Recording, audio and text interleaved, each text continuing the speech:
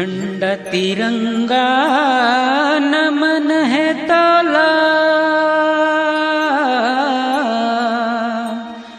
नमन है हिंदुस्तान ला। गांधी नेहरू सुभाष बिस्मिल, नमन है शहीद जवान ला। सन 1947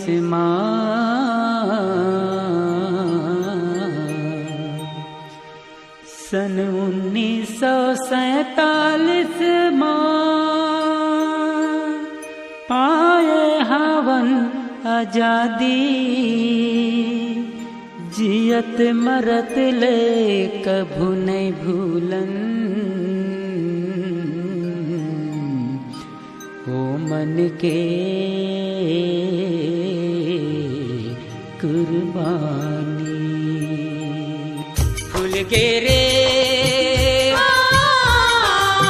फूल गेरे फूल गेरे सुगर फूल गिरे।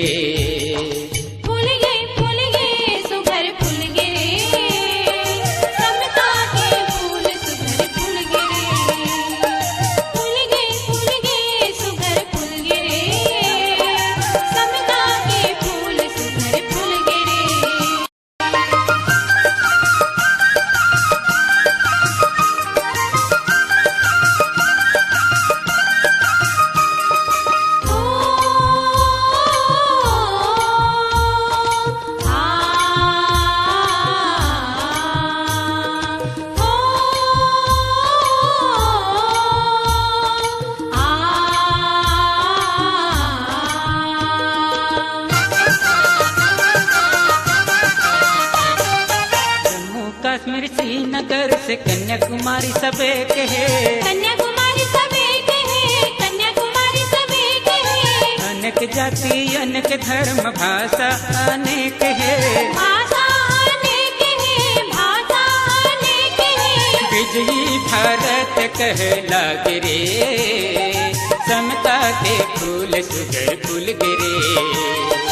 विजयी भारत कहला गिरे, समता के फूल सुगर फूल गिरे।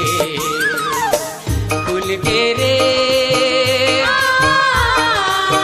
फूल गिरे फूल गिरे सुगर फूल गिरे। फूल गए सुगर फूल गिरे, समता के फूल सुगर फूल गिरे। फूल गए सुगर फूल गिरे, समता के फूल सुगर फूल गिरे।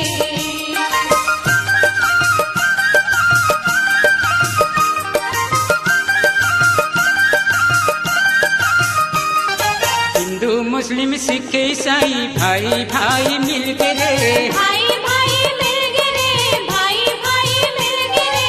जाति पाति छुआछूत भेद भाव मिट गिरे, भेद भाव मिट गिरे, भेद भाव मिट गिरे। एकता के ढोल सुगर बज गिरे, समता के फूल सुगर फूल गिरे। एकता के ढोल सुगर बज गिरे, समता के फूल सुगर फूल गिरे। फूल गिरे फूल गिरे फूल गिरे सुगर फूल गिरे। फूल गए सुगर फूल गिरे, समता के फूल सुगर फूल गिरे। फूल गए सुगर फूल गिरे,